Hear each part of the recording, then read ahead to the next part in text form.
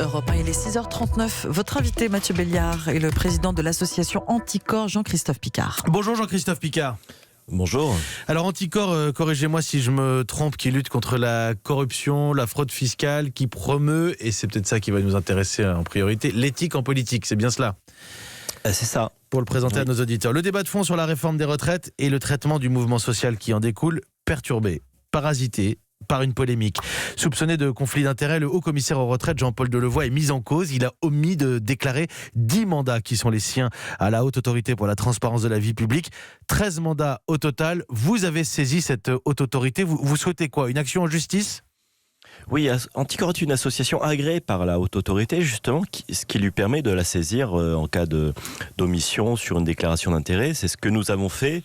Évidemment, nous souhaitons que la Haute Autorité demande des précisions et saisisse le procureur. C'est d'ailleurs ce qu'elle a fait. Enfin, en tout cas, elle a demandé des précisions et mercredi, elle décidera si elle saisit le procureur. Et à mon avis, au regard de la gravité, de l'ampleur des omissions, elle va le faire. Et tout porte à croire que d'ailleurs des poursuites soient engagées et in fine une condamnation, parce que lorsqu'il y a 13 omissions, ça devient un peu compliqué de plaider la bonne foi. Alors Jean-Christophe Picard, la bonne foi justement c'est ce qui est plaidé par le Premier ministre. On parle d'une erreur qui est réparée selon les informations que l'on a dans le camp de la République En Marche. Vous dites ça va plus loin. Oui, on va dire... si vous voulez, l'intérêt des déclarations d'intérêt, c'est qu'elles soient complètes, sincères. Si on commence à tolérer une omission, mais alors là on en est à 13, enfin à 10, ça vide de son sens le dispositif. On a des déclarations incomplètes, on a une haute autorité qui est incapable de détecter les conflits d'intérêts puisqu'elle se base sur ces déclarations d'intérêts. Donc c'est très grave. Et d'ailleurs, c'est un délit, le fait de ne pas remplir sincèrement sa déclaration, c'est un délit pénal passible de 45 000 euros et de 3 ans de prison. Donc Oui, c'est peut-être ce qu'il faut répondre quand on nous dit c'est une erreur. Non, c'est pas une erreur, c'est un délit.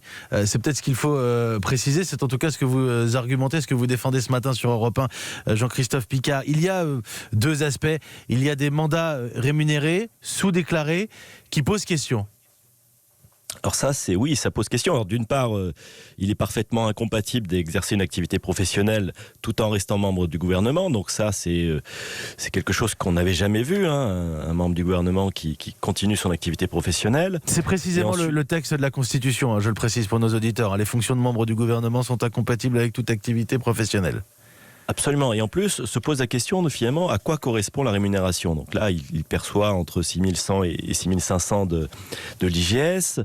Donc à quoi ça correspond ? Puisque c'est au titre d'une présidence d'honneur d'un think tank. Donc une présidence d'honneur, c'est honorifique, il n'y a pas vraiment d'activité. Donc on est dans la situation de Sylvie Goulard où on se demande finalement quelle est la contrepartie de ce travail. Et là, on est peut-être en présence d'autres délits. Parce que s'il y a une absence de travail, c'est un emploi fictif, c'est donc une infraction pénale, l'abus de bien social. Si le travail consistait à faire du lobbying, on est peut-être en présence du délit de trafic d'influence. Donc l'affaire Delevoye n'est pas encore complètement terminée et j'espère que la Haute Autorité a questionné M. Delevoye sur ce qu'il faisait pour toucher ces 6 000 euros. Quelle était l'activité derrière cette rémunération ? Alors il y a les mandats rémunérés, il y a aussi des mandats très largement majoritaires, il faut le préciser, bénévoles, mais où... Là, il y a un soupçon de conflit d'intérêts comme sa fonction d'administrateur pour l'Institut de la formation de la profession de l'assurance. Écoutez, là, je suis pas d'accord avec le bénévolat. En tout cas, on n'a pas la même définition. Mais certes, Monsieur Delevoye nous dit qu'il représentait bénévolement le groupe IGS à l'IFPAS, donc l'Institut de formation. Mais on apprend que l'IGS le rémunère entre 6100 et 6500 euros par ailleurs pour ses fonctions de président d'honneur du think tank. Oui, juste qu'on soit bien d'accord, quand on dit qu'il y a 13 mandats dont 2 rémunérés, vous dites non, il y en a plus que 2.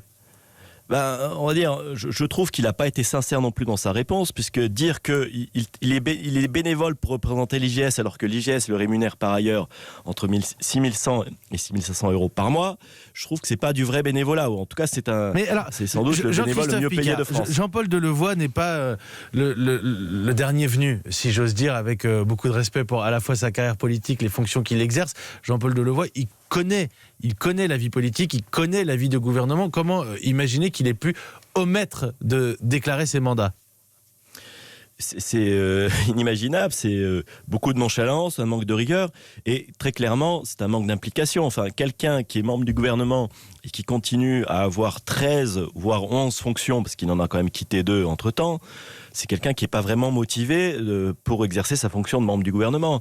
Tous les autres membres du gouvernement, lorsqu'ils deviennent ministres, secrétaires d'État, ils régularisent leur situation. Non, mais ça, on pourrait, pardonnez-moi, il y a beaucoup de gens qui ont la capacité d'avoir plein d'activités. Je veux dire, ils pourraient très bien avoir plusieurs casquettes. C'est juste que là, légalement, ça n'est pas permis. Il y a un problème, pardonnez-moi, Jean-Christophe Picard, ces règles de transparence. La société a changé son regard sur la politique ces dernières années. Il y a eu le dégagisme, il y a eu tout un tas d'engagements aussi. Est-ce que ces règles de transparence, cette culture de la transparence, elle a du mal à s'imposer dans la vie politique française ? À l'évidence, puisque la plupart des amis de M. Delevoye ne voient pas le problème, disent que non, c'est pas très grave, c'est une simple omission. Enfin, moi, c'est très grave, puisqu'encore une fois, c'est la base de la détection des conflits d'intérêts. Et pourquoi on détecte les conflits d'intérêts ? Pour être sûr que le membre du gouvernement défende exclusivement l'intérêt général et pas d'autres intérêts. Concernant M. Delevoye, honnêtement, moi, je ne sais pas vraiment quel intérêt il défend, parce que lorsqu'on perçoit 6 000, 6 500 euros par mois, peut-être qu'on défend d'autres intérêts, j'en sais rien. Donc c'est à la justice de le dire, vous dites. C'est la justice, mais il y a des règles qui ont été posées, qui n'ont pas été respectées ou qui ont été mal respectées, donc ça pose problème. Alors, dans la classe politique, dans l'opposition au gouvernement, on demande sa démission, on dit qu'il est disqualifié pour mener cette réforme. Le président de la République, selon nos informations, ne veut aucune démission dans cette période. Il peut tenir à ce poste de haut-commissaire à la réforme des retraites ? Honnêtement, vu l'ampleur des omissions, je pense que la question ne se pose même plus. La question ne se pose même plus. Oui, je pense pas. Je pense qu'ils vont l'exfiltrer comme ils ont fait pour Richard Ferrand. Ils vont essayer de lui trouver un point de chute. Mais là, c'est plus possible. On est à un tel point de décrédibilisation. Enfin, je veux dire, comment vous voulez travailler avec des personnes qui n'arrivent même pas à remplir une déclaration d'intérêt de 5 pages. Enfin, je veux dire, à un moment donné, ça pose même le problème de la compétence de la personne. Et en plus, ça révèle effectivement la coupure toujours la même entre les dirigeants et les électeurs et les citoyens. Lorsque les dirigeants nous disent mais c'est pas grave, on va continuer comme ça, il n'y a pas de problème. Il n'y a pas de problème, sauf que c'est un délit pénal et que M. Delevoye quand même a toutes les chances d'être condamné, puisque les faits ne sont pas contestés. Il reconnaît lui-même qu'il a oublié, donc c'est un délit pénal. En plaidant la bonne foi, on verra ce qu'en dit. Tiens, au gouvernement, il est concerné aussi par cette réforme. Jean-Baptiste Djebari, invité de Sonia Mabrouk ce matin, le secrétaire d'État au transport à 8h15 dans ce studio. Il vous répondra. Jean-Christophe Picard, merci beaucoup, président de l'association Anticorps. Merci d'avoir répondu à nos questions.